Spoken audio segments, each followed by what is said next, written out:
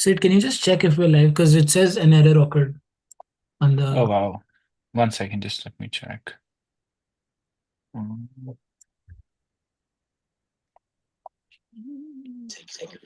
Thanks for YouTube. I got an ad.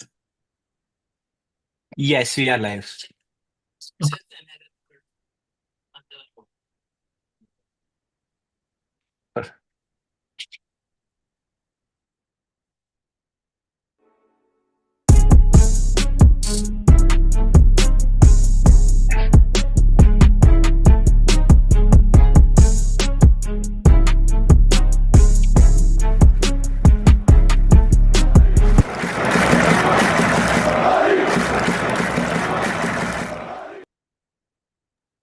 Yep. Here we are.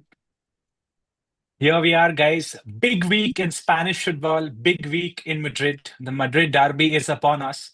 Um, Real Madrid do travel to the Metropolitano on the east side of Madrid.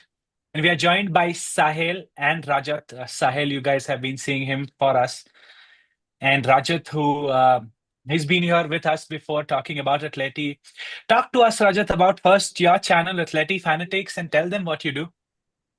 First of all, I mean, you guys can call me Alex as well. That's what I've been known for the past videos. But yeah, so basically, we just started with this English-speaking Atletico de Madrid channel, with again with the view of collecting English Atletico de Madrid fans, and we've been doing pretty well until now. So it's good to see our fan base slowly growing out of Spain, obviously. So yeah. No, man, I'm glad to welcome you. And before we let Sahil welcome him, just a shout out to the sponsors, Talksport, the biggest sports radio channel from the UK to the world. We are glad to be a part of the Talksport family. And you can also, another sponsor, Fanatics, the official sponsors of La Liga, Real Madrid. Check us out. The links are there below. Just give them some love, show us some love, and we show the Madrid Derby some love. Right, Sahel? Oh yeah, definitely, man. New season, good vibes with Xabi Alonso at the reign, and it's always nice to have somebody from representing opponents or especially rival teams on a podcast because it gets feisty with teams like Atletico, Liverpool. Even when the Man City guys are on. So, and you know what, Madrid derbies as of recent have always been intense. So it's nice to have somebody on the other side of to get their perspective on the other side of things. Like I said, so welcome, Rajat. This from Let's Be Real from Sunay himself as well, and yeah. Thank you Man, so much, guys. Thank you. Very welcoming. I mean, like, it's not really that welcoming when our teams meet, but yeah, thank you so much, guys. nice. You have to be, the starter has to be nice before the fight begins. Now, talk to Mhm. me, Alex, like you want us to call you. Not the best start to your season under Simeone. I think, if I'm not wrong, statistically, it's the worst start to Atleti's season under Diego Simeone. I saw the game against Elche when they dropped points at home. I saw the victory at Metropolitano against Villarreal, where every season you have that one point where Simeone is not doing well and the crowd is divided. I remember against Villarreal when the ultras started chanting the Diego Simeone chant, Ole Ole Cholo Simeone. The crowd was very silent. The second time it was some there, some not there, and when the result was 2-0, it was loud. But where are you so far? What do you think has gone wrong so far? I think I'll start with with the like the start of the season. There were so many expectations because this is Julian Alvarez's second season at Atletico de Madrid, and he did pretty well for the first season. And then we had so many signings for this season as well, with Alex Paina, Thiago Almada, Johnny Cardoso, David Hansco. I mean, like, I can go on. I might even forget one of the players because there's so many Rudrug. signings. Exactly. Yeah. So there were so many expectations, but I would say the thing was like we started having injuries. Alex Pina got injured, Thiago Almada got injured, Johnny Cardoso got injured, Josema Jimenez is still injured. So like I think we had like 4 to 5 players like from the starting lineup who are injured, and now we're struggling to create chances. So the game against Elche, which you mentioned, I mean, like we created so many chances, but then again we didn't finish them. That's been the problem with us this season right now. Like we do create chances, but like we fail to score them. Even last night against Rayo Vallecano, Like we created plenty of chances. I mean, we had 10 big chances and we could only score 3 goals. I mean, I probably thought it's going to end up in another draw this match, but yeah, fortunately, it wasn't that case. And for us, defensively, I would say like we are still very shaky. We still don't have a stable defense. As a Atleti fan, I'm saying this. Like, we know we used to win 1-0, but right now, like our defense is very, very shaky. Like I still think like we still haven't played with our strongest 11 yet in this season. So that's still there. But the thing is like, like it's like we are so unlucky as well in the same sense. If you see the games we played, like we just make one mistake or like one lack of concentration and we get punished very hard.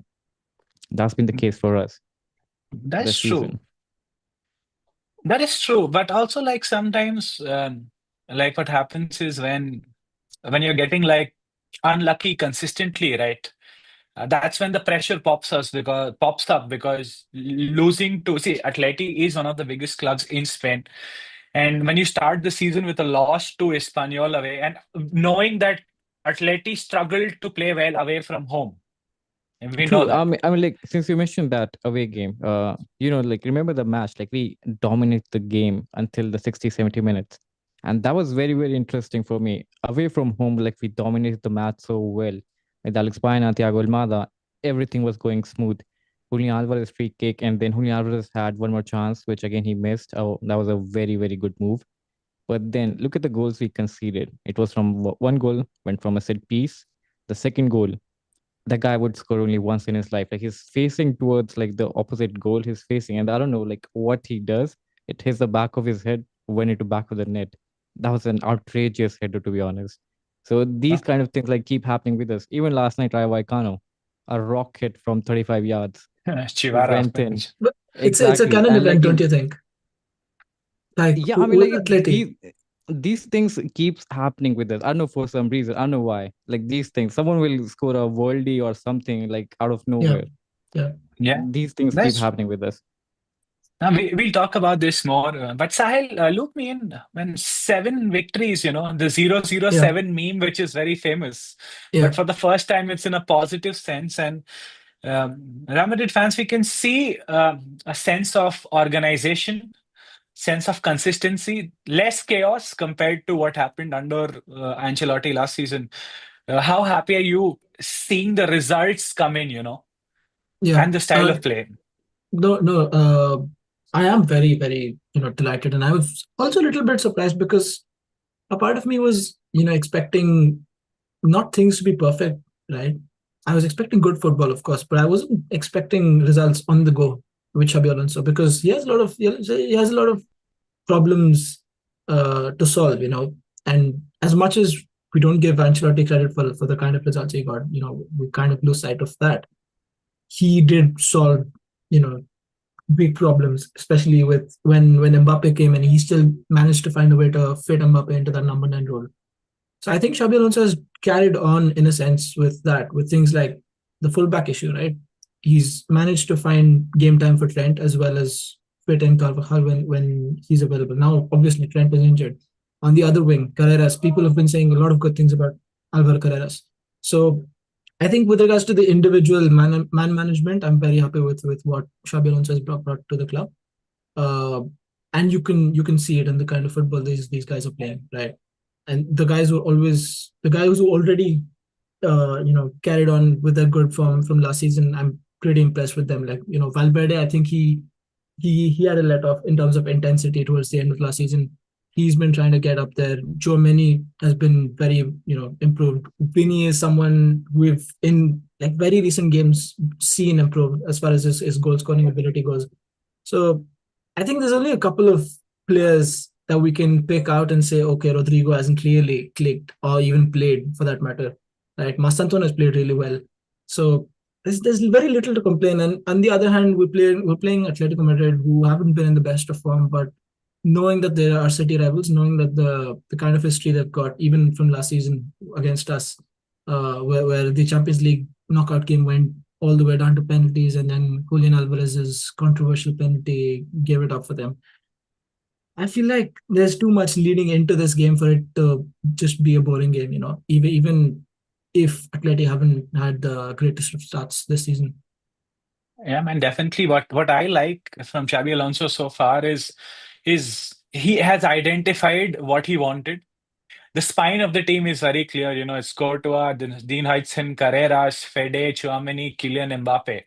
Yeah. And with the injuries to Jude, Kamavinga, but everybody has been getting minutes. We cannot say that Rodrigo hasn't got minutes. He has got a Yeah. few minutes here and there.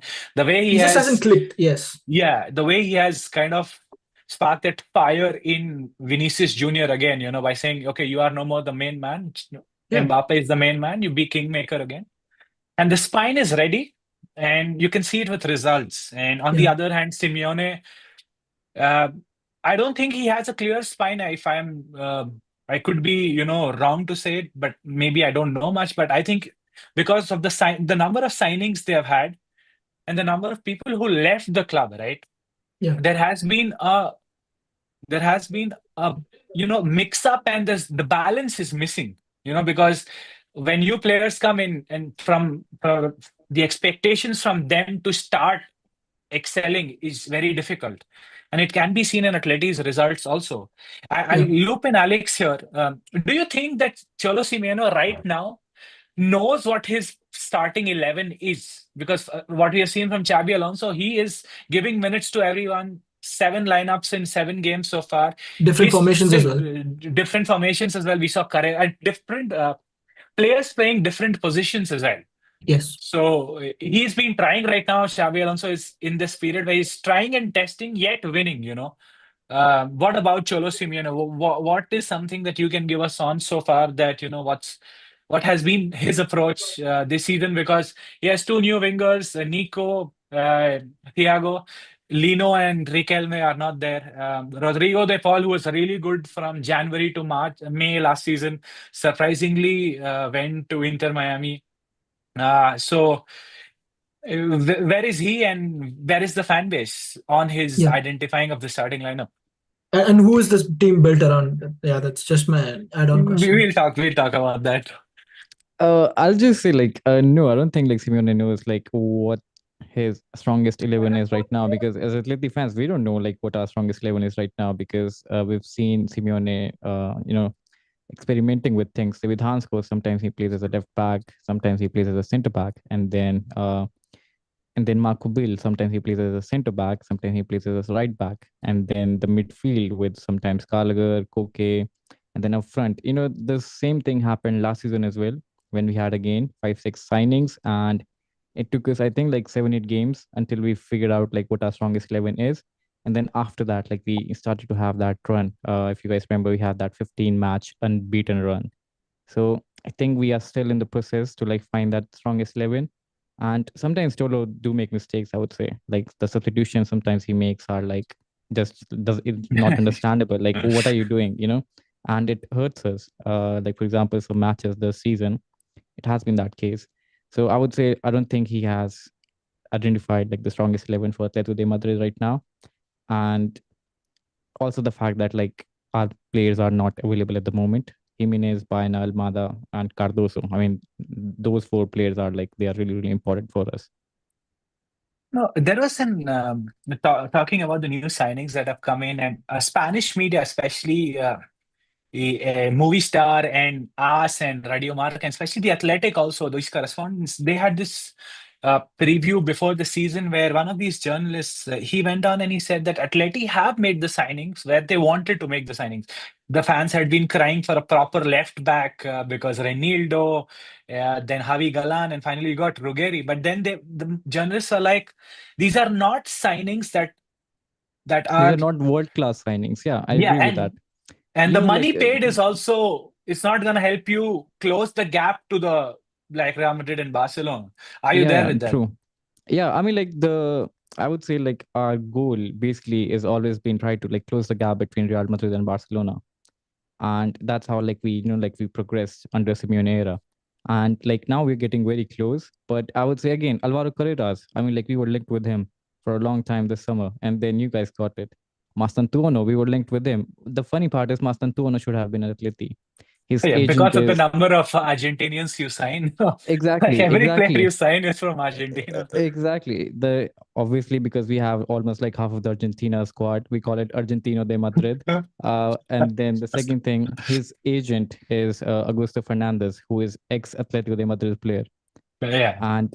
And then again he was playing at Rivers. I mean, like there was everything aligned for Mastantuono to join Atleti, but we didn't push enough. I don't know why. Like for me, Maybe Mastantuono is very highly talented. Like we should have gone for him, but I don't know, for some reason we don't want to spend 40, 50 million on a youngster. But then we are like, we're happy to spend 25 to 30 million on, for example, Yeah, Raspadori or Nico exactly. Gonzalez. That is what yeah, is so yeah. confusing. Like it That's doesn't make sense. It doesn't make sense. Like sometimes like the decision our board makes doesn't make sense at all. But I would say again, even like, like you mentioned Ruggieri. So Ruggieri, we signed Ruggieri for 17 million, where we were linked with a number of left backs during summer. Started with Theo Hernandez. It was close, didn't go through.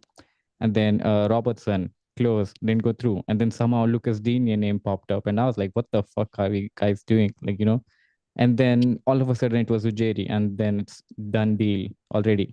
And now, like last game, Javi Galan started. Ujiri just yeah. got 15 minutes. And even against, I think it was against, against Liverpool as well, Javi Galan started. So like, why did we buy Ruggieri then for 17 million?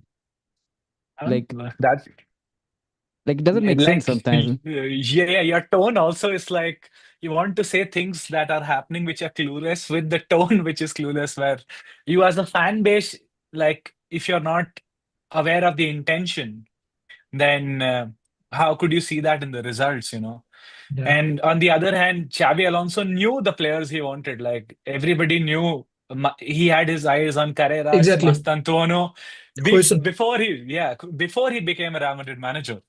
And this is where the board helped him, I guess. Do you agree with this, Sahil? Because the signings we have seen, Mastantuono, Dean Hudson, they've been Yeah, in Carreras. Carreras has one of the fan camps we did, and one fan he said probably he's the signing of the summer, and people will see it in the long term. yeah. And do you think this is where you know off the field Real Madrid are also widening the gap between the cross city rivals? I don't know about widening the gaps. That will only be proven once the trophies come along. But I do think that strategically and in terms of how the board is with Xabi Alonso, it's a big difference to what the board gave Carlo Ancelotti. Because as much as we agreed or didn't agree to Carlo Ancelotti's ways, all of us knew that the board, he didn't have the board support beyond a point where his ideas didn't sit right with them. Uh, for that matter, I don't think Mbappe's name went through, through Carlo Ancelotti's mouth. So I think Xabi has established a good balance of what the board has given him and what is already there, right? Because he has good clarity with who fits in and who doesn't into this team. Obviously, he's like you said, he's tried a bunch of stuff in these first few games. He's played around with his formations, right? And he's played people in different positions. But that doesn't mean that he doesn't know where, or he doesn't have a good idea of where Carreras is going to be. Is he going to be a wing back? Is he going to be a full back? Does he know where Arda Güler is going to be? So I think he has a good idea of what each player's best position is. I think that clarity gives him, a great understanding of the game, as we all know he is, because he's one of the biggest minds, a great thinker when it comes to midfielders in this past generation. But for that matter, I think his communication with the players, like what he's able to transmit to the players, okay, is also very worth noticing. Because, say, even for someone like Carvajal, right? Why would you consider staying another season when you have a Trent coming in? That's because you've got a good relationship with the manager who's coming in, and he's given you confidence. He's given you reassurance that your position is not going anywhere. The guy who's coming in new, he's got to fight for his place, right? And that's what we've seen so far. Of course, Mastantuono, he's played and he's earned his spot, right? The same for Carreras and Horson as well. Uh, but yes, there is a difference in the way both these clubs have approached the transfer market, and that's showing now. Yeah, early days, but still showing right now. We spoke about the left backs. We'll jump Yeah, on the strikers now. Is it fair to say, Alex, that it's Julian Alvarez's team right now? because there were so many fans saying that Antoine Griezmann's head is already in LA. He should have been. And Griezmann was one of the happiest players on social media, especially when Julian Alvarez signing was announced. And slowly we saw last season where big games, Griezmann let Alvarez take penalties against Real Madrid at the Bernabeu when he scored. Moments like where, he's been becoming the main free kick taker. He's the one who's probably ahead of Griezmann in the starting 11. And where do you think Griezmann is at? Well, how much does he have left in his tank? Or do you think he can still, be the kingmaker if Julian Alvarez is the new king? No, I mean, definitely, like, this team is around Julian Alvarez at the moment. Even in the press conference, Simeone said, like, Julian Alvarez is the best player in the team right now, and like he's world class. And there was a controversy like just a few days ago where against Mallorca, where a news outlet, like, they recorded him saying, "Why always me?" Yeah, after he got subbed off. Yeah, he got subbed up. Yeah, which he actually like he talked about this during the post match interview yesterday.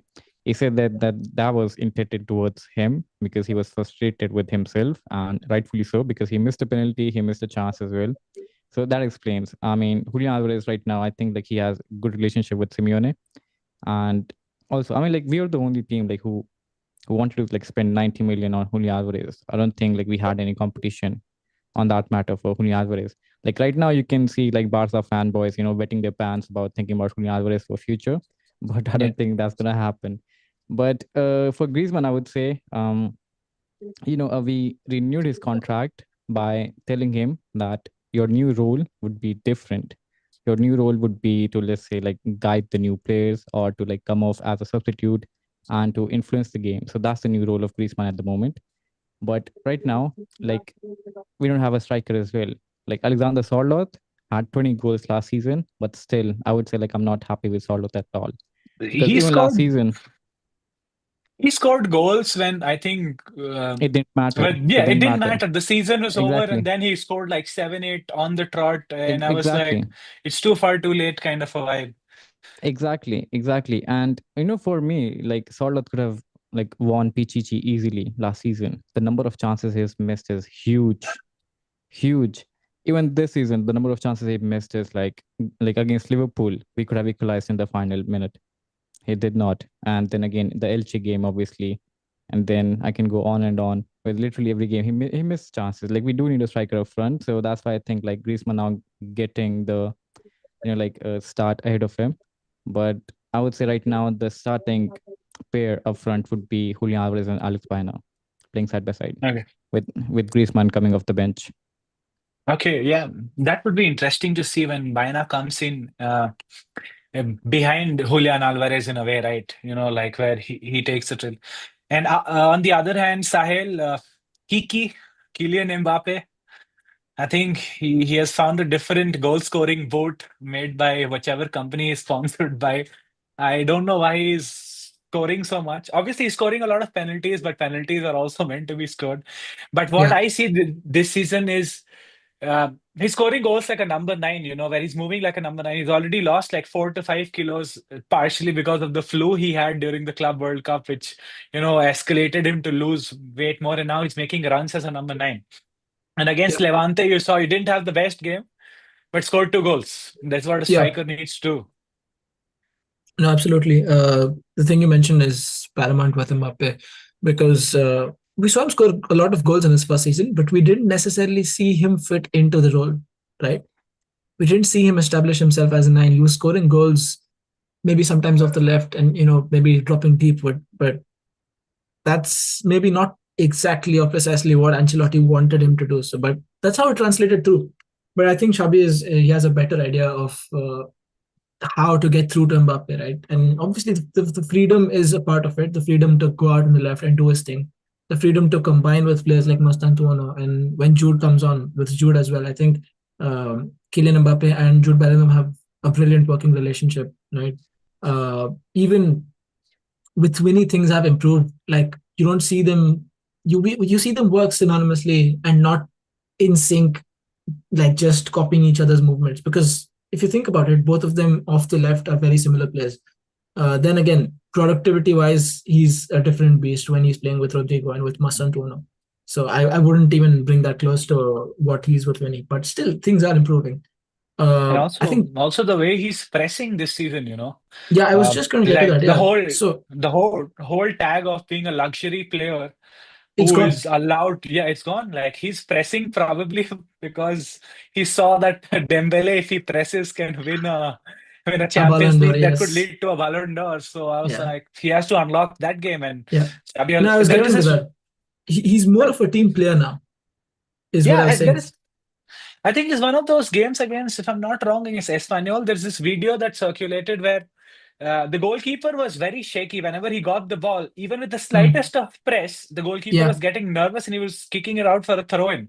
And then Yeah. he looks at Mastantuono, he tells him in Spanish, Mastantuono, sigue, just keep pressing, just continue pressing. He's losing it. And Mm. Mastantuono is like, okay. And then they both of them are like going at the goalkeeper, which is opening space, but they're playing with the mindset. And that was really Yeah. brilliant to see because that's not a attribute I would have associated Kylian Mbappe with till a season back.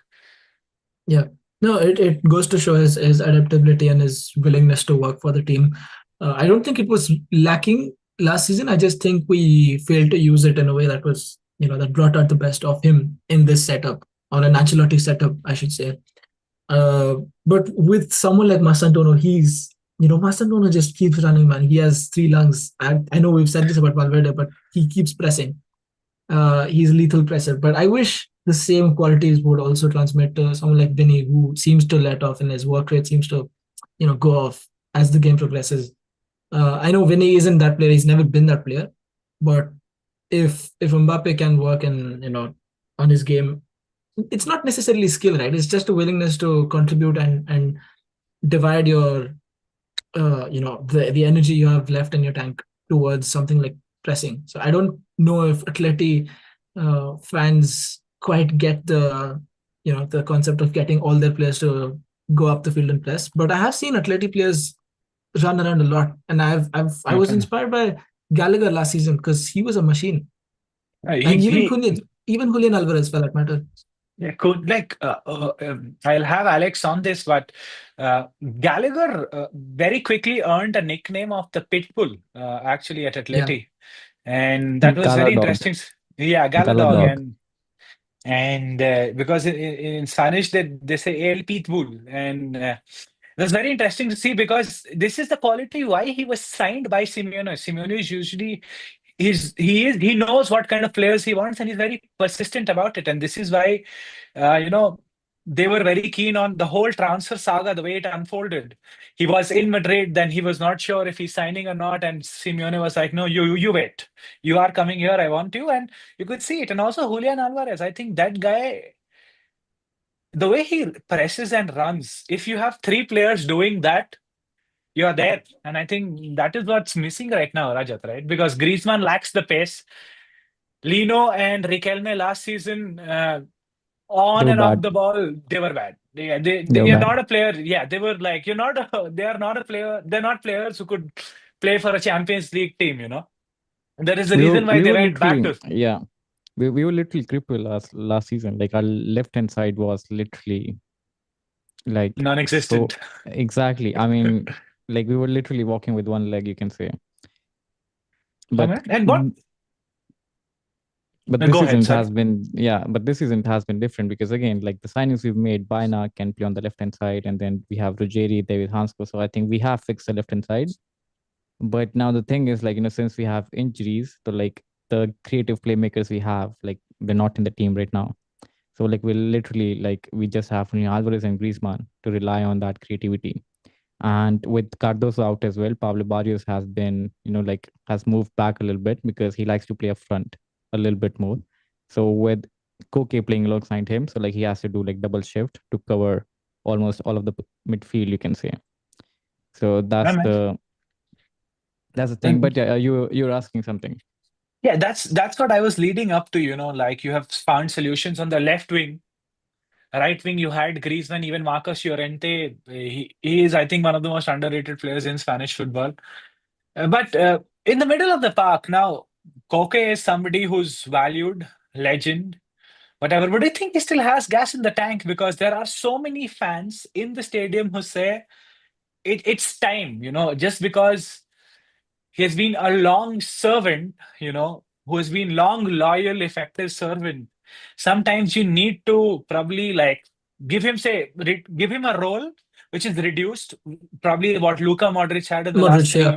3. Yeah, Yeah, exactly. I was just about to say that. Like Koke right now is literally the same as Luka Modric was at Real Madrid for the past 2 seasons. But like the funny thing is, like even with Koke, like we have so much composure in midfield. If Koke goes, we don't really have that composure in midfield. So that's worrying actually. Like a 35, 36-year-old guy still has that impact on the team.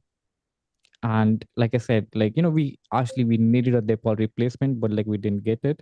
And now again, we don't have much options in midfield. Gallagher is good, but again, Gallagher is good for aggression, for pressing up front. Gallagher, I don't think like we haven't seen the best version of Gallagher at Atletico de Madrid. I mean, that's still yet to be found. But I think like we still needed a like creative playmaker in midfield, which we don't really have. So like I think Koke plays an important role again this season.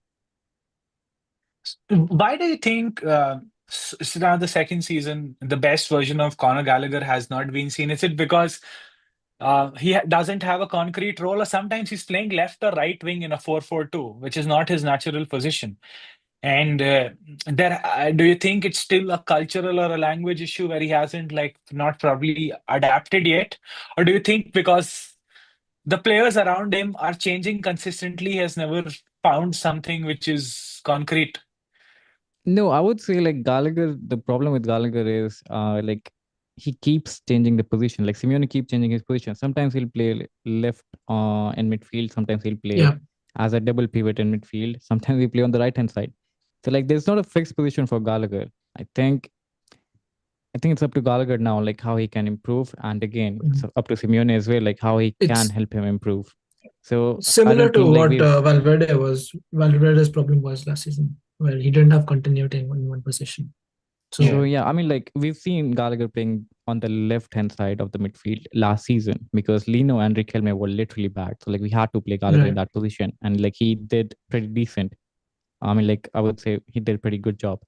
But now, like since we have Alex Pine and Thiago Almada, and now we have Nico Gonzalez as well, so Gallagher minutes has been limited, and like the only position he shows up is at the double pivot. But again, we have Cook in that position, which gives us composure and that time on the ball, which Gallagher can't give us right now. So and maybe Simon trusts Koke more than Gallagher, obviously, because again, Koke has been at this club for so long. So right yeah. now, that's why I'm saying like we haven't seen the best version of Gallagher yet. Okay. And also like Sahil mentioned, it's a similar problem that I think we saw with Fede Valverde over like the last 3-4 seasons. Every season he was Mhm. playing a new position. The only difference was he was excelling at it. He's Fede Valverde after all. You No, but give him a also job. every time he came back to midfield, we felt like he was a bit short of breath, or a bit, out of. He was a bit not at his maximum intensity when he played in his best position. That is, so that I think for me was a recurring problem under Ancelotti, but seems to have solved under Yeah, Xavi. yeah. Yeah, like right now he has a role where you don't see Fede Valverde as such. And I think that's a role where when you like it's a very famous quote, right? When you He see the game feels, through their yeah, defensive midfielders, right? And if yeah, Fede, like he when fills I talk to gaps. yeah, like when I talk to fans, they're like, you don't see Fede Valverde so much, and then suddenly, if you look at him, you look at the game. Mm, And has yeah, it surprised for you because last game Fede against Valverde, Levante? I would say Fede Valverde is literally like the what do you call, like a steroid version of Marcus Llorente. yeah. That guy I is mean, that's why Zidane like opted for Llorente, Yeah, for Valverde exactly. over Llorente in I mean 2019, right? that guy is like Marcus Llorente on steroids. Yeah. Yeah, man. The only thing is probably Fede Valverde has a better fashion sense than Marcos Llorente also. Llorente right now is in his David Beckham era to replace Rodrigo de Paul, I feel. And a better No, but shot from range. yeah, man, so many things he has much better. I could do a podcast on why Fede Valverde is better than Marcos Llorente, and that could last up for a week, I think. Yeah. But the whole midfield, you saw Dani Ceballos starting against Levante, and you're like, Just he one more thing to add, like sorry, I'll to interrupt you. That's Like fine. That's so fine. yeah, it's so difficult to find such players like Marcus Llorente, Fede Valverde. Like you don't Mm, see these kind of players like in any other team. Like it's so rare, like Marcus Llorente and Fede Valverde. Like they can play so many positions. I think Marcus Llorente for us has played so many positions, from right back to midfield and even as a striker Yeah, sometimes. front So three. I mean, exactly. So like I remember this match against Inter Milan in Champions League, where he played three positions in the same game. He Same. in the start same game. he started as a striker, and then he moved to midfield, and then he moved to right back. So I mean, that's like a luxury to have, like literally, and Yeah, not many teams have this kind of players. And this is why they're also called luxury players in the rightest way possible, you know. I think Sahil would agree right now that because we are seeing Fede in a role that he's supposed to play, it looks a little different, you know, because absolutely. and him with Chouameni, you know, that's the two midfield because two midfielders who are gonna be there in the spine because Chouameni right now looks like a different beast altogether. He ended the season winning the Player of the Month 2 months consecutively, May and April. And under Xabi Alonso, he has unleashed a passing potential that we had not seen. Probably that was the reason why he was signed, from Liga at such an expensive price where Real Madrid were ready to risk Casemiro, and replace him. And Casemiro knew that you don't spend that much on a player uh, if he's not going to be a starter. Unless And he's of a Sahil, certain caliber, yes. exactly. And what's your opinion on the midfield so far? Because day before yesterday, we saw Dani Ceballos play with Chouameni, and Yeah, he's a different kind of a midfielder. You know, on the yeah, ball, probably he offers a little more than Fede Valverde. And Xabi Alonso, being Spanish and being coached by, say, Rafa Benitez, Vicente Del Bosque, Pep Guardiola, probably yeah. prefers a player like somebody who could pass around. And that was the reason why he was not Right. letting Dani Ceballos leave. Yeah, I think what Dani Ceballos brings to this team is very underrated in a sense that he might not be of the quality of some of these guys, but he has a knack of keeping the ball and just keeping possession. So I was not surprised because I knew that a point will come when Xabi Alonso will realize that okay, against this opposition, or maybe under a certain situation in a game where we need to keep the ball for a certain amount of time. So I think I was not surprised about that because he brings that quality that we very dearly lacked when Cruz left, right? And Sebastian is no Yeah. Cruz; he's not going to fill into the Mm. same shoe, uh, but he's going No. to try and replicate some of that style. And he's trying to fit between the centre backs. He's going to play those long balls out of the back, maybe not with the same amount of accuracy, precision, or even effectiveness, right? So I was not surprised about that. But as far as the midfield goes, I don't think Xabi has a problem with that because Xabi knows who two of his three best midfielders are in terms of ability, and that's Valverde and Tchouaméni. I don't think Kamavinga stands a chance right now with the kind of form Tchouaméni is in. Uh, I think the Arda situation is very interesting because he is someone who hasn't brought his A game when he's off the ball, particularly. Right? He hasn't really pressed particularly effectively or well for that matter. But I think Shabi is patient with him, more patient than he would be with other players because he likes what he sees with Arda. And he knows that there's talent there because there's other things that Arda brings to the table. There's set pieces, right? He's a brilliant crosser of the ball, and And every once in a while he'll bring out a magnificent through ball that darts through and breaks apart an opposition we in defense. we saw that against Levante for the fourth goal. Exactly, The way one exactly, touch pass and Kylian Mbappe was through on goal. exactly. I know. Guys, we have talked about in and around of the derby where the players and everything. Yeah, But going to the Metropolitano has been a very feisty affair, I would say, for Real Madrid in the last 2 seasons. I think the last season, the penalty shootout in the Champions League, yeah. and I think the season before where the game was stopped, or was it last season also where the game was stopped because of, and it's not an easy place to go for any team in Spanish football, and especially being the crosstown rivals, things get intense. Me being in Madrid, I can see people are out in their jerseys. It's the vibe is coming in. Where do you think the game would be won and lost for either of the teams? Because if you see Real Madrid right now have had one of the best starts since when they had Luxemburgo as their manager, which is 2006-7, if I'm not wrong. And Simeone does not have the best start so far. And say the game against Rayo Vallecano could act like a catalyst. Where are you on that, Alex? Where do you think you can win against Real Madrid? Where do you think you don't stand a chance at all? Like the funny thing is like for the past few seasons, like all of our matches like ended up in a draw, like 1-1, 0-0, 2-2. And I mean, and since like this season, like we're literally drawing literally every team. So I won't be surprised if this match also ends up in a draw. But I mean, for sure, like this match will be a war for sure. Like I would have liked it if it was a late kickoff. It's an early kickoff, which I don't really like because it kills the vibe. I would have loved it like a late kickoff with the flares and everything. But where do you live, Raja? Right now I'm in India. How are you not complaining about it, late kickoffs? I mean, it's football. Come on, man. Like I can wake up at 3 o'clock, 4 o'clock. It doesn't matter. Fair enough. Fair enough. But anyway, so I was just saying. Now this match, I would say again, Real Madrid is in great form. Like you guys mentioned, Kylian Mbappe. I think like he's having one of the season where I think like he's aiming for the Ballon d'Or. Literally, like he has. He has to. If he has an ego, and your teammate wins the Ballon d'Or, I would lose it. So he has the potential to win it, and so. But again, I would say like this can be one of those matches where like it overturns our season. Like we finally start to play well. Like this can be one of those matches because we always turn up against Real Madrid. That's for sure. Like whether that's the thing. You'll turn up against us and then you disappear against Barca. Last season it wasn't the case. Like we did turn up against Barcelona as well. Yeah, last season. Man, where did you turn up against Barca? Oh, at the Montjuic, but they lost. Yeah. But they lost also. The comeback at the Metropolitano is one for the ages. That was in La Liga, and that was again. That was such Copa del Rey also. That was such stupid defense. No, I would say that like the last season, March month was a nightmare for every Atleti fan. March was just awful.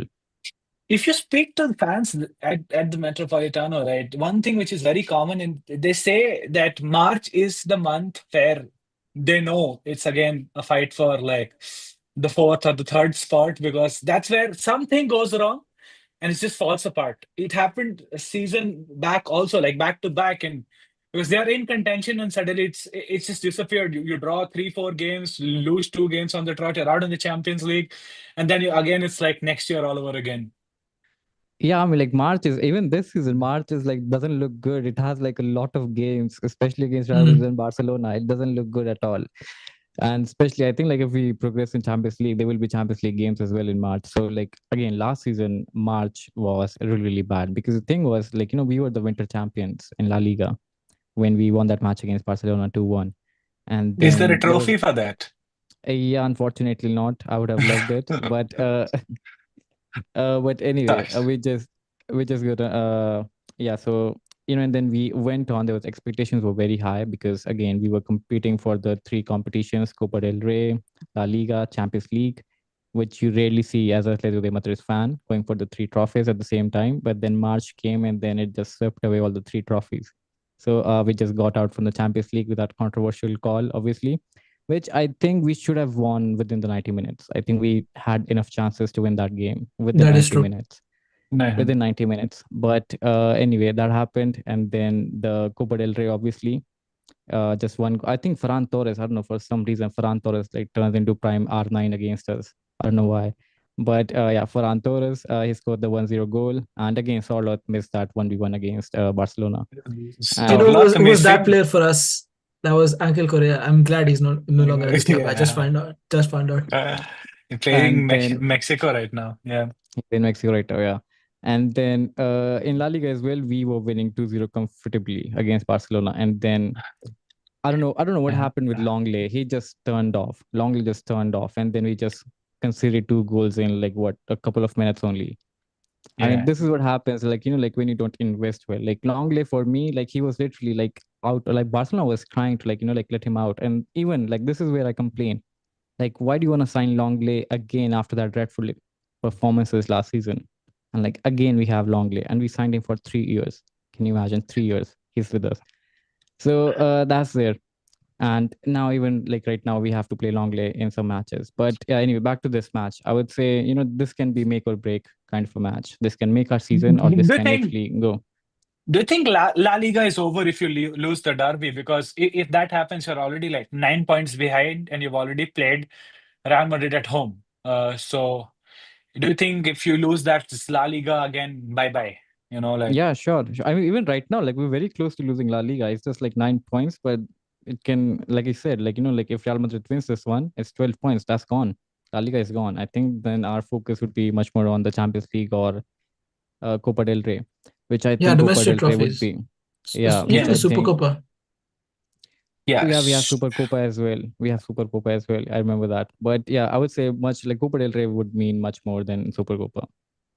Okay. Yeah, Yeah, definitely. I remember when Athletic Club de Bilbao won. They beat Atleti at the Metropolitano over two legs, basically in the semis, if I'm not wrong. And the fans were like, the only season where Real Madrid and Barcelona are not there in the semifinals. That's the time you have to win, and they didn't, yeah, and everybody was so disappointed. But talking to Sahil about the derby, I think we have struggled to go to the Metropolitano and win over, say, 90 minutes. We have had draws, and I remember a few years, 2 seasons back, we lost 4-2.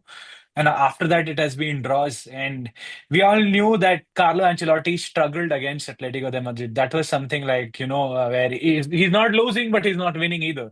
Apart from the mm. Champions League final, that is evident through the jersey you're wearing. I don't know why am I saying that this late? No, it was just a subtle Yeah, yeah, reminder. yeah.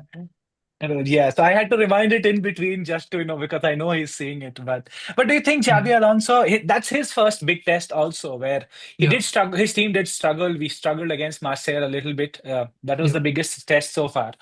And Atleti away is a very big game, probably the second biggest game in Spanish football.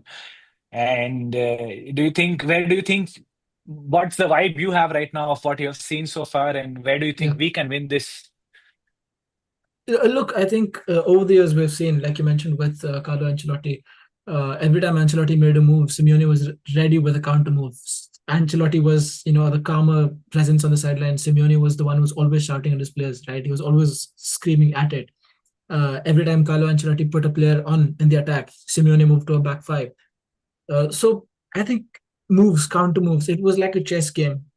Then again, we lose sight of how much of how much of an ideological struggle it is, as much as a tactical struggle. Because every time you go to the Metropolitano, there is some narrative around it, and I Oh, think yeah. the journalists and the fans are great at this. They build a narrative around it. They surround yourself. Yeah, they surround themselves with it. They surround the Madrid fans with it, right? Sometimes, yeah, Yeah. sometimes it's Vinny, sometimes Yeah. racism. I don't know. So Like there so is like I something was going on. quite I was quite disappointed. Why is it always towards when it is happening as the Metropolitano is the question, but So I mean, it it's for is a Vinny, it's hostile environment to literally go into. Every yeah, yeah. it's time For a you go hot. Vinny, it's there, literally every away game. For Vinicius Junior, it's literally every away game. I don't know, Yeah. like if any team yeah, likes Vinicius Junior at all in La Liga. Oh man, against Levante they were chanting Balón de la Playa also because the game that made Vinicius Junior a great player was in the 21-22 season when the first game Levante of La Liga. 5-3 or Yeah. something. No, it's a 3-3 draw. Real Madrid were losing Oh, it was 3-1. And the 3-3. start, Okay, yeah, right, right. starting lineup was Hazard, Bale, and Benzema. Oh, And yes. Vinny was like, I want to be the starting lineup, he said in the pre-match conference. And he was on the bench. And then 3-1 down, he scores two bangers. And then from there, Eden Hazard was not seen. And then within 3 weeks, Gareth Bale was also sidelined, obviously injuries and everything. But that was the game that made him. So, I You know, mean, one thing about Vinicius is like if you like throw things at him, like not objects, like throw things as in like words. so mind your words here. You're the Atleti Yeah, fan. I I'm mean, yeah, I kidding. mean, like, I'm never running away from the accusation, but yeah, anyway, so like, whenever, like, like, if you like literally like get his mind off the game, he's gonna become very, very awful in the game, Mm. and maybe that's the reason why like he has never turned up against Atletico de Madrid, because we literally, I think we tried to bully him, we tried Yeah. to like get his mind off the game, and then he It just gets to his loses head. it. Yeah, Yeah, it gets to. I think the only But time he what turned you know up. what what I'm glad about is this time we're going to the Metropolitano, and Vinny is not the main man. Vinny is not the main talking point. Rather, Yeah, it's It's Mbappe. Mbappe. It's Mbappe. Yeah, exactly. yeah. So And that's the now, thing I'm now, happy about. yeah, and now I don't think like like there's a weakness for Mbappe. Maybe Griezmann has something in his sleeve just to upset Mbappe or something. I But would I hope don't know. not. I hope it's not the French captaincy. No, but definitely, the going to a big game like this and Winnie is not the talk of the town is calming for us, Sahel. That's like, thank God the media is not talking about it. And Exactly. also, because usually it's a trend that the Madrid derby at the Metropolitano is the first big game in La Liga, where if you see the big three in a way. And till this time so far, in the last, say, recent years, Atleti were in contention, Early in the season, the gap wasn't this much. I think 6 games in, and if the gap is this much, there has been, say, there has been like less balance so far. And this is the way Alex is saying it could be the make or break for them, or it's the real test for Xabi Alonso, the biggest test that I'll he has so yeah, far. I'll add on to this thing as well. Like if you remember, like for the past few seasons, like the Madrid derby is literally like at the start of the season. It's either we're gonna play like match day 3, match day 4, we will meet. And during that time, I think like it's one of those games where it actually like like it our season starts, to be honest, because we get that whole vibe. We try to like like win the game. And for the past few seasons, we're doing pretty well as well, even though it's a draw. But again, it like it starts our season, and then we start building up from that. So right now, like Mhm. since like Madrid derby is like a little bit late, maybe like I said, make or break. Like this can be a different game for us, a very different game. Man, Makes definitely. sense. Sahil, and where do you think, anyways, we start closing up with the starting lineups, and then I'll go through all the comments that we have Yeah. live to the people watching. We start Yeah. with the starting lineup. We have seen 7 different starting lineups so far. Do you Mhm. think we're gonna see a 8 different lineup? What's your starting lineup gonna be for Real Madrid in the derby? I think those 7 different starting lineups were building up to this one big game because, again, even on the podcast after every game, myself and Sunil are always evaluating the possibility of something changing before a big game or something not changing. Uh, so I'm always more inclined to he's going to stick to his best 11 in a big game, and Yeah. I think Courtois, like the spine of the team, is there. Courtois, Huijsen, Militao, Tchouaméni in midfield, Mbappe up front. Yeah. Around that, Carreras is in brilliant form at left back. Trent is out, so Carvajal is an easy choice at right back. Valverde, Guler, who fortunately will keep his place. I think he has the potential to do something special against Atleti, because when they go into their shell, Atleti, and when they surround you and when they don't give you space and time on the ball, it's players with the most technical qualities and the best Or capabilities in midfield who come up. or players who have like really good individual ability to dribble Yeah, past these faces. yeah, yeah. Because I'm gonna ask you, is Vinny there in your starting 11? Because you have mentioned everything apart from the left wing. That's what I was getting to. So I think Mastantuono keeps his space, and you have to start Benny, man, because now he was on the bench for a game, and then when he came on, he was he was surprisingly lightning fast, and he was up there. He was even pressing for a bit, Uh, I remember. So you Against have to keep him, I Oviedo. think. Yeah, you have to I keep him. mean, You have to this start goal he him. scored against Levante, the Trivela, as you call it, the outside of the foot, Yeah, like a textbook Luka Modric copy paste goal. he And has that in his I, locker. yeah, learned it from the best. Mm, But the fact that I think that performance against Levante, where he was pressing and everything, I think Xavi Alonso had done something to get that reaction out of it, and we can exactly. see that. And I think he's gonna start because I don't see Rodrigo or Jude. I don't think Jude had enough minutes to start. Rodrigo, I don't think has had enough, Continuity enough continuity. So I kind of agree with you. Also, it's gonna be Vinny, Mbappe, and Franco. Mastantuono, Gulo, and Tchouaméni, Fede, and the defense you said Carreras, Huijsen, Militao, Carvajal, and Courtois. We'll talk to you, Alex. What do you think is your say Mm. starting 11 gonna If be? if Because you Simeone doesn't know, then how's Alex supposed to know? That No, I mean, Sorry about I that, can man. still say, also so many like, injuries also, right? So I mean, we have Alex Baena coming back, so I don't know if he'll start or not, but yeah, that'll be a very, Really? very, Alex Baena is back, yeah. I don't know if he's 100% fit or not, but he's back. I Nice. think he can get some minutes. I'll be surprised to see him in the starting lineup, like I'll just say right now, but I think like he will definitely. where do you start Marcus Llorente is also a question to ask.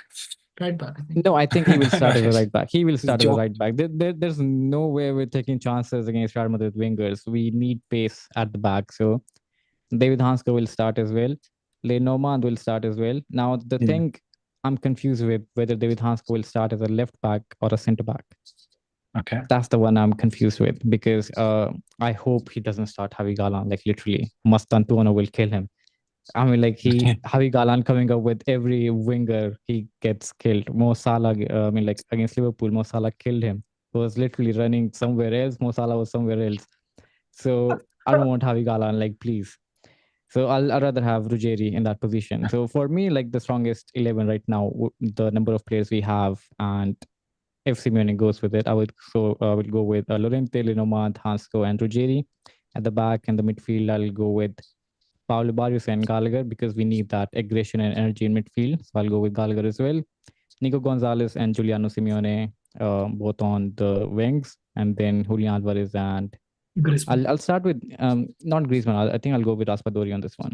Oh, wow. Raspadori. Yeah, we haven't spoken about him. Yeah, he is a player who What does he can bring play. to the? Sorry, come Sorry, again. I haven't watched this player much. What does he bring to the team? That's Raspadori is much more.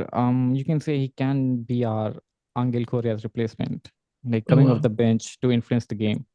Okay. But yeah, like he's as similar as Julian Alvarez, but like he plays as a second striker. So like Mhm. right now with the number of players we have, I think Raspadori should start because again, like if we are pressing up front, Raspadori can help us in that matter as well. Yes.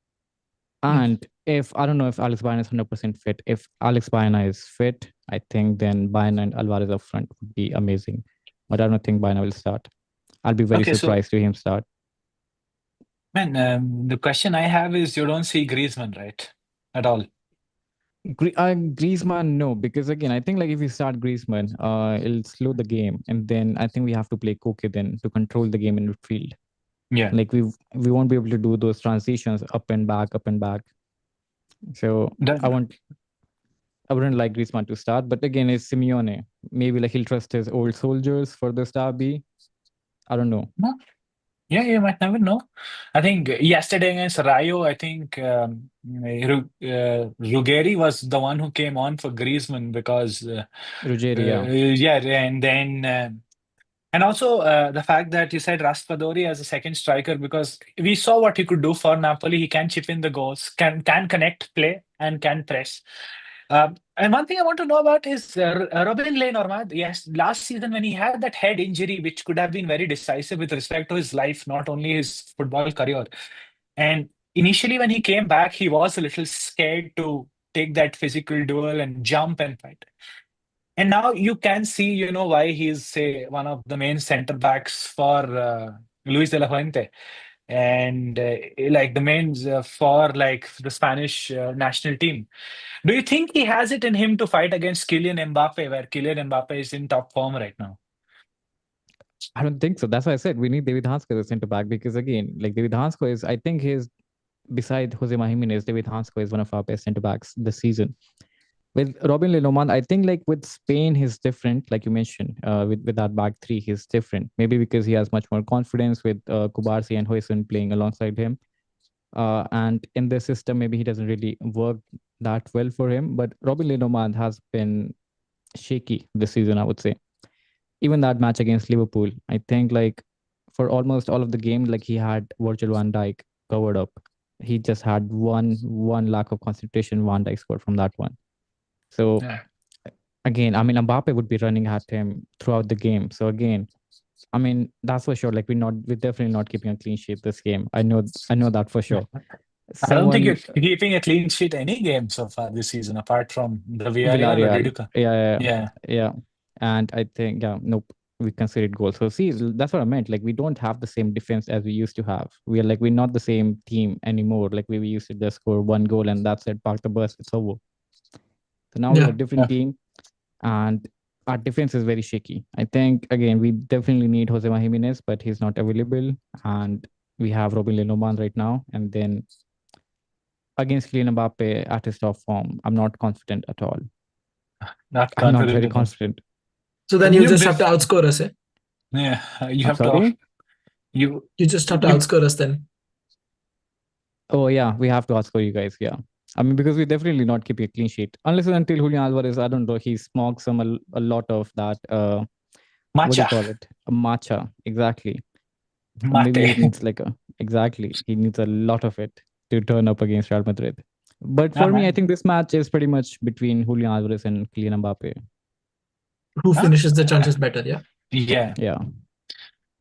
Before we take the predictions, we'll go through the comments. Suned is saying, big up the panel. Atleti is definitely in transition. Yeah, and he's saying Mbappe's positioning looks a lot more natural and organic. I would reserve judgment till we face the big tests. I think Atleti is a big test, and I think all of us will agree that's where we'll see, like how much has he adapted into that number 9 position. Then there is late nights. I think Suned is comment adding on to what Alex was saying with respect to late nights. Definitely adds to the occasion.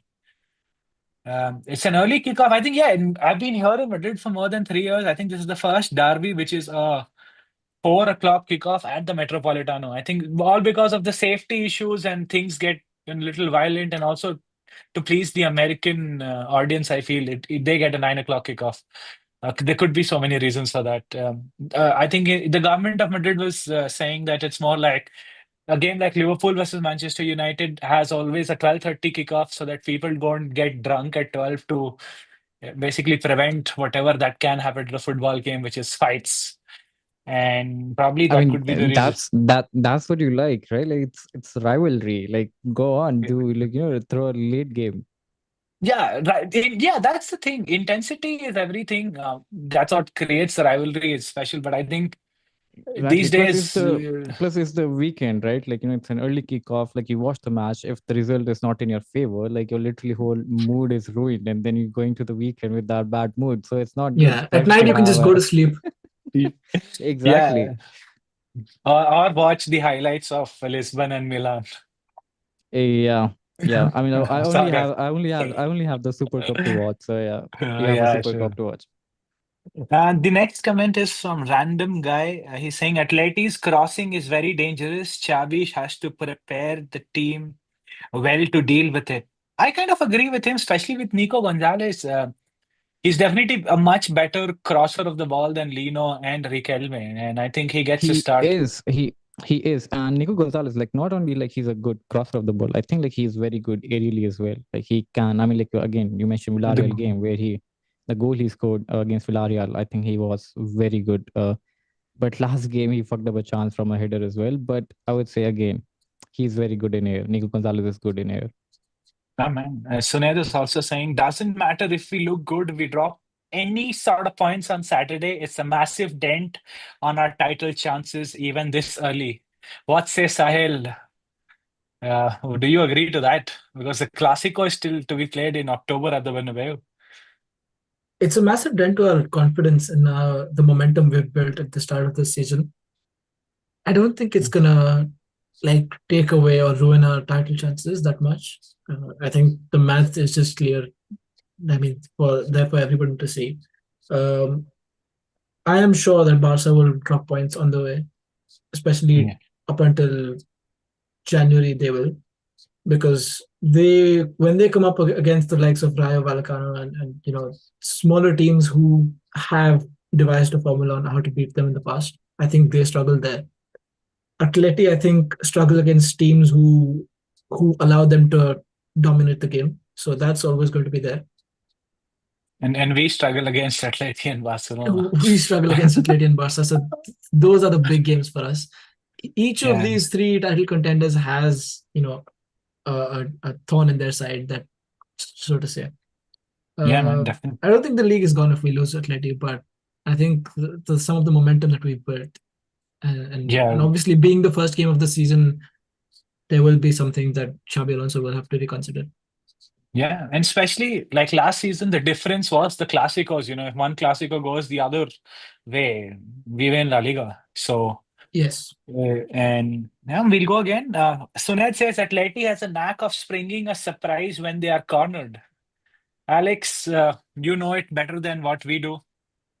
Obviously, this is also in a way, if the season started this bad, this could be the make or break game, but could also be a game where a lot of doubts would increase, where what kind of a season are we gonna have for the next 7 months? I think this is the game where Simeone can literally like get relief of all the pressure he is in right now. If let's say Atleti wins, like he's cleared off all that pressure, and then I think things will go back to normal.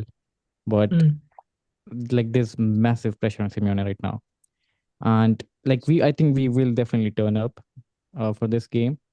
The thing is, if we are able to finish those chances, like I said, like because in every game, like we do turn up, we do create chances, but like we don't finish them, and then our defense do something stupid and we concede, and like that's how like we know we are drawing games, we are losing games.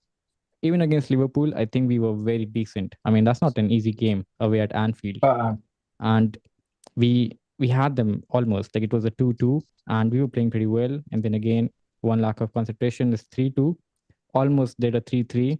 Sorloth doing what he's good at, missing chances. So I'm glad. Oh fuck no, he's back actually. Yeah, he only had one match suspension. Never mind, I forgot. Yeah. When was the last time you heard a fan saying, "I'm glad"? Oh shit, I'm not glad that my main striker is back. Yeah, I mean, like the thing is, like he's like he thinks he's good, but like he's not really good. Like Sorloth, I think coming off the bench, he's decent. But again, he missed a lot of chances. Like I said, like he had a pretty good chance of winning Pichichi last season. If I send you like a compilation of him missing chances, you'll be like, fuck. Even in club World Cup, like the chances he had, the tap in against PSG, which again, like if he would have scored that, like we would have gone further in the club World Cup.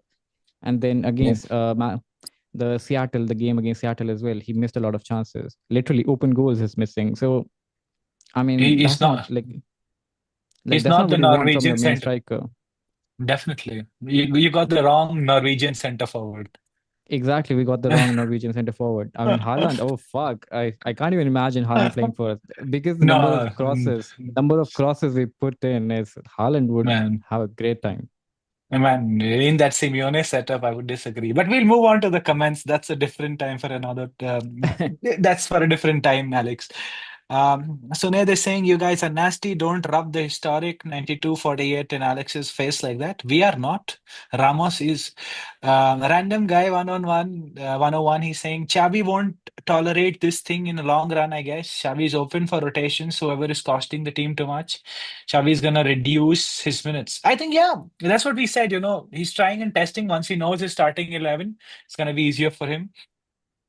A random guy says, Atleti fans gonna create chaos atmosphere. Atleti players gonna feel the pressure, and then they will take more risks and give spaces to Real. Real's gonna smash them using those spaces. Possibility, especially because the team is under pressure, and once the adrenaline gets in, one wrong tackle here and there, and things could go wrong. We can keep everyone quiet, but I don't think we can handle Julian Alvarez, says Suned. Yeah, I think Julian Alvarez is one of the most underrated players in world football. His movement in the box is really deceptive. Like if you watch him in and around the box, he's a complete center forward. Yeah, and we were talking about when he was, subbed off, and then he said, "Why always me?" And then yesterday he was not subbed off because Sorloth is on a suspension, and then you could see what he could do, a hat trick, and that third goal was it's out of that world. And I think, yeah, about that subbing off, I would say like he just came back from an injury, so like obviously like we had to protect him, so we had to sub him off. So that's there, and again he clarified he didn't say why always me, by the way. Yeah, no, but that's not a problem because see, if a coach is doing something like that to get the best out of his players, man, we are seeing that the same thing with Vinny and Xavi, right, Sahil? Yeah, 100%. And football, man, we all know it's a Madrid derby. It's nothing is all sweet and cupcakes, right? It's a spicy affair after all. Oh, Gulam Norani says this season La Liga winner needs 95 plus points. Yeah, to reach 95 plus points, I think Atleti have already dropped 9 or 11. Yeah, it's over. It's over Uh, for us. uh, okay, so fan is already agreeing.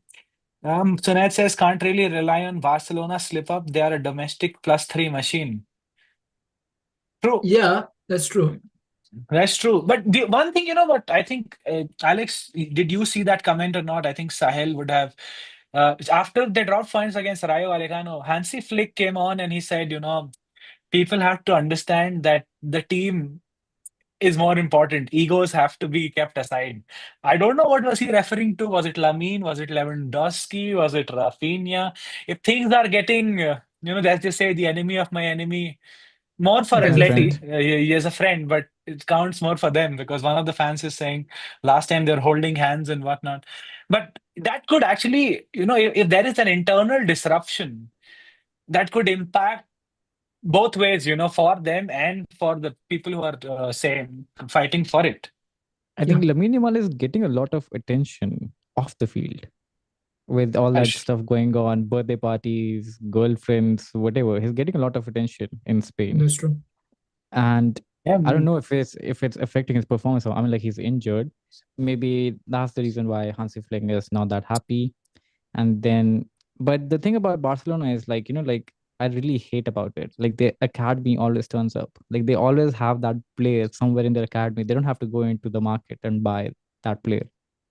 So man. That even is last season, true. I would say like Barcelona was like running away, but then they slipped up mid-season, and then like it got like a three-way fight, and then Yeah, March came, and then obviously Barcelona again ran away with +3 points. But I don't know, like like last season always again, even this season, like they keep coming up with these late goals.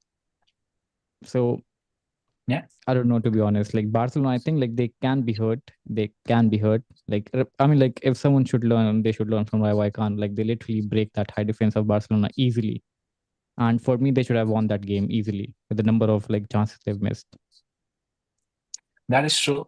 That is very true, man. Barcelona, when on their day, but the team to cause an upset against Barcelona, especially after what we saw last season, they have to have like the game of like the five years for their team in a way like that. So now they're saying Simeone fell to his knees 34,390 times versus Rayo. Atleti underperforms their XG by an alarming margin. No, not It's true. surprising though. It's true. Like like the time we have a very good season is like when we have a very good number 9 up front. For example, Luis Suarez was there. He was literally 21. scoring every chance we create. Exactly, Yeah. and we won the league. So we need someone. We have Julian Alvarez, like, but we need to pair him with someone like that because I Julian Alvarez think like needs someone with him. true. I think you need like say like after doing. I remember last season when I was doing the fan camps, I spoke to one fan and he said if Atleti had four players of the caliber of Antoine Griezmann, they would be competing for La Liga and Yeah, Champions League. And I replied to him by saying, yeah, that is what is Real Madrid. They have players, eight, nine players at the caliber or probably more than Antoine Griezmann. yeah. And You that just is, need I a think, second coming of Griezmann. Someone is younger and quicker. this maybe Exactly. But like for maybe us, it's Bayern. like like if we have a prolific striker up front, like who can finish our Yeah, chances, whatever we create, it's in the back of the net. Then we have a very good season. But with right. Sorloth, That's it's not the case. We just have Julian Alvarez again, but again we need to pair him with someone like who's really good number 9. But and then like the thing about like on the defense part, I would say like we've conceded a lot of goals. Like like the number of chances created against us, like I think our percentage is very high, Right. very high. that's For example, Real Madrid, I think like it's much more than Real and Barcelona. Very like there is a huge difference. Literally every chance against us is going into the back of the net. And whereas with you guys, like it's going sideways. I mean, even against Levante, you saw that from corners going out of the target, yeah. and that cross in is going wide of Against the post. Also Courtois saves us like half the time. yeah, I don't Courtois think is Oblak is at the level he was a few years ago. No, Oblak still saves us. Like Yeah. again, last night, Easy Palazon. He had a very good save against Easy Palazon. Mhm. I don't So know. I think Oblak is still there. yeah, I It's think just both of that them like like yeah, sorry, go on. both of them are like literally they win games for their teams. There is no debate about that. Like probably Courtois sometimes does it in a bigger game where trophies are on the line, and also he's complemented very much by his defense. True, exactly. Like you can't really do much if you have Longley up front on, you know. It's it's like it's not The tone, acceptable. yeah, yes, that is true. But talking about last night, should Koke would have got the sending off after what you saw? Yes, I agree. That should have been a red card, but that should have been a penalty as well on Marcus Llorente, which led to Yeah, that occasion. But that's again, true. I'll ask you this. Do you think Mastantuono's red card on the Espanyol player, was it a red card? I think it was Romero, yeah. Yeah, but the thing is, like, usually when you see the hand on the neck, it's the referee usually, like, for example, the red card that Dani Carvajal got, right, against Marcel, it was It was evident. deserved. Yeah. And Yeah, again, so that was you get the red card such for a putting your foot on a player's face as well. So yeah. I mean, See that during an action of the game, we can definitely discuss that. But sometimes, like in a fight, when you have, remember, like Drogba did that in the 2008 Champions League final, where he held Vidic like this on his chin or something, and he got a red card. yeah, I'm saying it's a red card. Like I'm saying, Yeah, so I'm it's agreeing a with you. I'm agreeing with you. It's a red card, but but I'm also saying it was a penalty that led to yeah, that yeah. incident. I think the refereeing standards of Spanish football right now could be another podcast for every team, because I have seen like 11, 12 different teams so far. Every time Yeah, the referees everybody entered complains their about it. boot, There's no favoritism. It's just lackluster refereeing throughout. like I it's mean, come on, guys. I mean, there is a little bit. Come on, like there are some things which goes in your favor. You have to agree. Come on. I yesterday night it worked in your favor. Sometimes it works for Just yeah, Barcelona We and just end up Negreira. in those one positions a lot more. match, If you have more out of exposure, 100. Not One one match out of match. 100. boss, if you What have about more the okay? exposure to Hang on. something, Okay, what about the penalty incident against Marseille? Do you think that's a penalty? Oh no. We were laughing when the second penalty came in. We were like, that is what I'm saying. But that's Champions League. It's a different game. What do But you mean? What do you mean? Okay, I'm, I j- mean, I I'm, think and like I'm no, but I was I saying think with its respect to Spanish football, where Spanish football, yeah. like yeah, it's like the Champions League, because the referees are usually not from the two teams which are refereeing, like which are playing. So UEFA is more like but in La Liga it's more like the Spanish Football Federation is the one in charge. Then there are so many. Say for example, Real Madrid TV, Real Madrid have the resources to talk about it and show the basic errors that are going wrong. Atleti fans are also very vocal that things are not going there. And then there is Barcelona, where they don't say it exists because Negreira happened. If you go to like Betis or Sevilla, they also have that to say the referees like say favor Betis more or Sevilla, and it's nowhere near where if you are one of the best leagues in the world, the refereeing cannot be like that. Like is it that's true. Like and some things, like I think some things are just bad. Like for example, I'll give you that only. I think it was against it was an away game. I forgot. Was it Espanyol or Alaves? Yeah, Alaves. So like the time added was 15 minutes because something happened on the pitch. Time added was 15 minutes, and Alaves wasted at least 5 minutes in those 15 minutes. That's like a added time. Okay, the referee didn't add any time after 15 minutes for substitutions, for injuries, anything. Like right on, like after 90 plus 15, 105 minutes, he blew the whistle, which that's is what I'm saying. again like I don't know It's what to just say to that. consistency that we're asking for. Yeah, that's true. Yeah, it's consistency at which is deserved at a higher level like this. If the rules are not clear, and I don't know, man, that's the only reason why we know the name of Javier Tebas and we don't know the head of the Italian Serie A or Liga or Premier League. It's a fight that we can I can say both of us. I think Sahil and I would say you get favors. You would also come make us count that we get favors, and it's a consistent thing. But there's no like balance in between. It's been weird. Even Rayo fans, they have like the huge thing against the referees. So it's a, how do I say it? It's a national problem here. No, before we shut off, because I have to leave for work in say like 3-4 minutes actually. Predictions, guys. Prediction time. We start off with Alex because you're playing at home and you are our guest. I'm going with the 1-1. I think it's another match which ends up in a draw. 1-1. Okay. Sahil, what about you? 1-1 at the Metropolitano. Looking at, yeah. I think we win comfortably 2-0. Our defense is looking Oh, in good shape right now. Yeah. 2-0. Wow. Yeah. My God, I don't even know. I am just excited. I don't want to give a prediction. I am just excited that I'm going to see the game. So So you can I just agree with am, me then. yeah, it's just, the thing is, I want to see goals. When you are in the stadium, I'm telling you, both of you would agree. When you are there Yeah, with you a want to see ticket goals. Yeah. inside, you don't want to see a 1-1. It's a, yeah. it's a, I remember, like, when I used to live in Italy, I used to watch Serie A games. So there was this one match which I was really excited for. Juventus versus Lazio.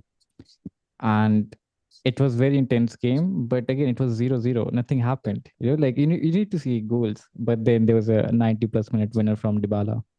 okay. So at least you got some excitement. A Some random guy excitement is then. saying, random guy is predicting a 3-1 victory for Real Madrid. Sunaid is saying 1-0 Madrid, which I'm Which one? assuming is, yeah, I'm assuming he's saying Real. He Like can't. look at his 1 and look at his 3. It's on the home side, not the away side. That's also true. Maybe that's a wish behind the mask of saying 1-1, You might never know, but hoping that, the game is interesting enough and we both have fun. Yeah, everybody knows my bias, so it's not, I don't want to, that's You know it. And any kind, what I want from this game is less of controversy, just football. Like that's what I would like to see.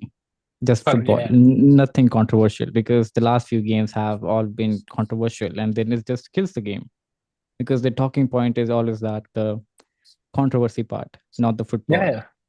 Oh So man, yeah, hopefully that's different.